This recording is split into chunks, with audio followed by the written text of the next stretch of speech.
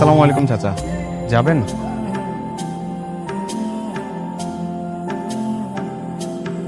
নিশ্চয়ই কোনো কাহিনী আছে, না হলে এতটা চেঞ্জ কোনোভাবেই পসিবল না।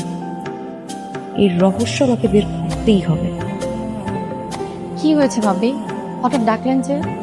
ভাবি, আপনার হেল্প লাগবে। কি হেল্প?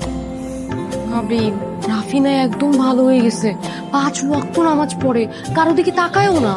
হ্যাঁ ঠিকই বলেছেন, ভাই না আমার দিকেও তাকায় না, আমি কথা বললে আমার দিকে মাথা ঘুরিয়ে উত্তর দেয়।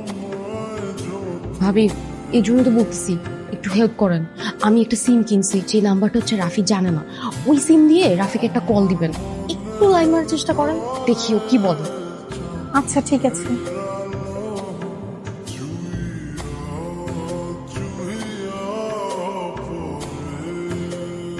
হ্যালো, আসসালামু আলাইকুম।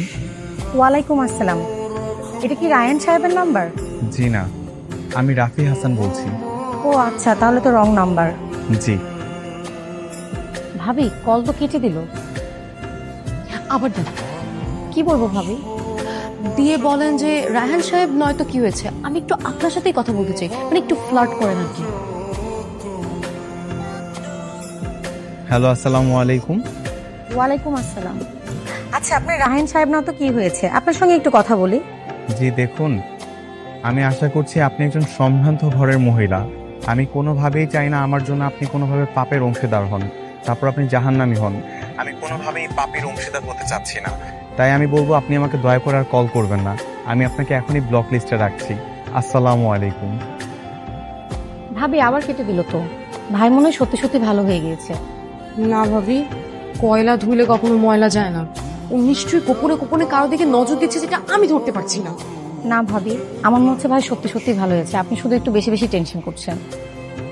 না ভাবি, আমি এটা সত্যিটা উদ্ঘাটন করেই ছাড়বো।